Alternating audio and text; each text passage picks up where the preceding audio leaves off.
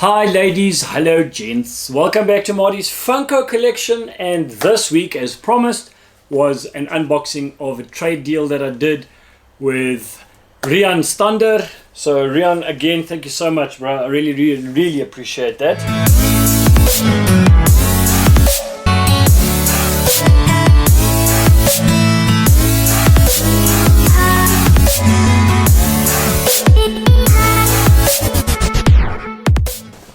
Okay, so he's given me one fat box, and inside fat box are some flippin' cool Funko Pops. Right, let's get cracking. Not going to be a long video, so there are only 6 pops inside here. So I managed to trade my newer generation Wonder Woman. I don't know if you can see it here. This one, yeah. So I traded him my new version for these plus money. Alright, so packaging I'm not going to go through because it was literally a personal delivery. We met up with each other, so I'm not too particularly worried. There are 2 pops in here. I'm just going to take this one out, hide it, and this one and hide it. Right, so first of all, I want to, actually there's 7 pops. So first of all, there's the Goku chase. So he found this one in the wild. Right, also in a 2021 edition Pop Protectorverse Protector. Alright, so there's the Super Saiyan Goku Glow Chase Special Edition, blah blah blah. Right, he had 2 of those. So we, got rid of one for me. So there's our Super Saiyan Goku. Right, next is a series of 4. Okay, I'm just going to take these all out of protectors just to showcase. Right, I'm going to stand up for this because there's quite a few in here. Right, as you'll notice, they're all in protectors as well, and these are, well, this one particularly is a very heavy pop, so it's quite a solid Funko. So these are all from the Killer Clowns. So most of you guys who don't know who Killer Clowns are, it was a cult movie released back in the late 80s, 1988 if I'm not mistaken. A little bit of useless info, it has now been considered a cult classic. Alright, so we've got all 4 characters here. So we've got Jumbo, Shorty and Spiky, which are these 3. So you've got Jumbo, Shorty and Spiky in that series. Very cool. They're technically also black light type pops. So they're not glow pops, but they do glow quite nicely under UV. And then of course this is the 2019 Fall Convention Edition, which is Slim himself. What's quite cool is all 3 of these have that backing. So they've got all 3 on the backing. So that's considered the trilogy. And then the Slim was released as a Fall Convention and it's completely different back. So he's one of his own. So not necessarily in this series because it is 931, 932, 933. And then this one came out way before at number 822. So some really cool Funkos. Again, those of you who've never watched Killer Clowns, don't expect it to be up there with the latest and greatest movies of today's times. But if we go back to when it was released, it was only made with $1.8 million budget. Now, $1.8 million is not a lot of money to make a movie, considering that the producers are brothers, and it I think is the only movie they've ever done together.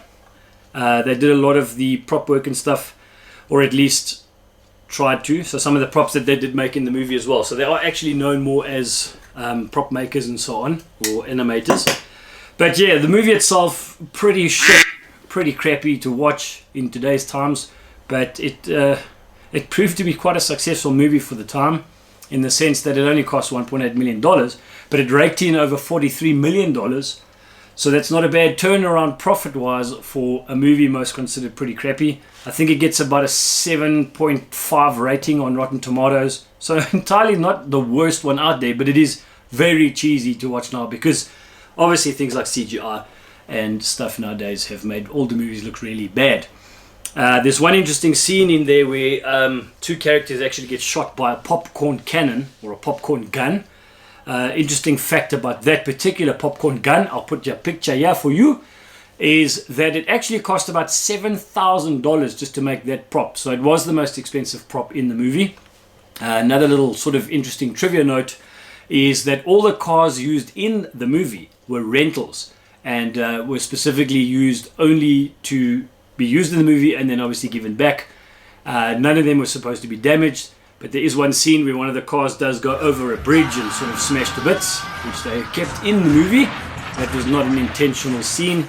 And then another one, which was a Jeep, if I remember, where a lot of the webbing that they used inside the Jeep, so the special effects webbing, had a certain solvent, and that solvent damaged the interior of the Jeep, so they had to pay for that to get repaired as well. So yeah, a little bit of useless information regarding the Killer Clowns, but again, they make absolutely phenomenal Funko Pops. They really, really do. So yeah, I'm just quite happy to have these in my collection now, all 4 of them.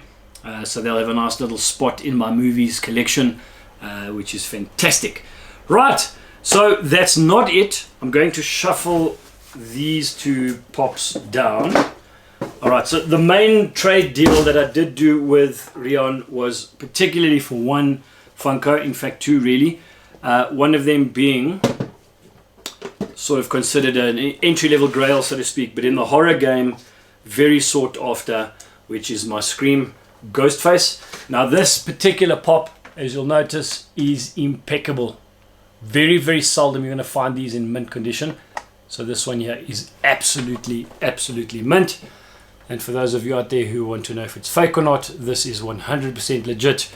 I have done all the checks so far.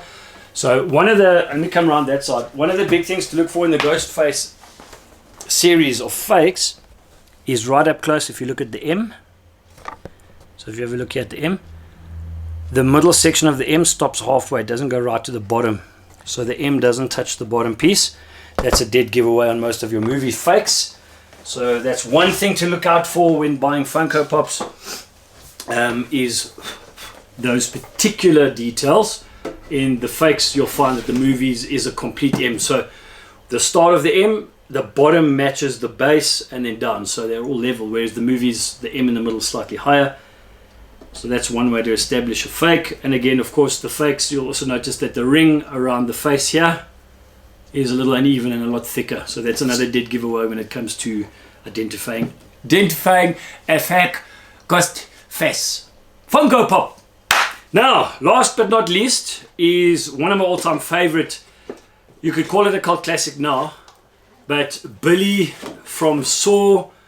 What an absolutely cool pop. It's not absolutely mint, but Riaan did show me there were a few marks and things whatnot.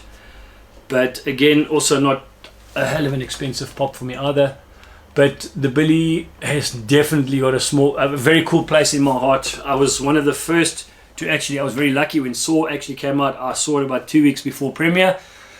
I had a contact in the industry who got me in early, so we actually saw it before it was released.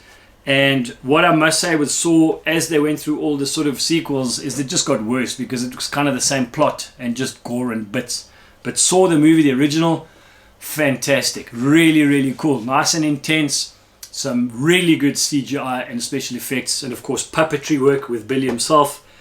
But yeah, that's it for you guys. That's what's come through. So that was a trade deal that I did do, and I'm very happy with it.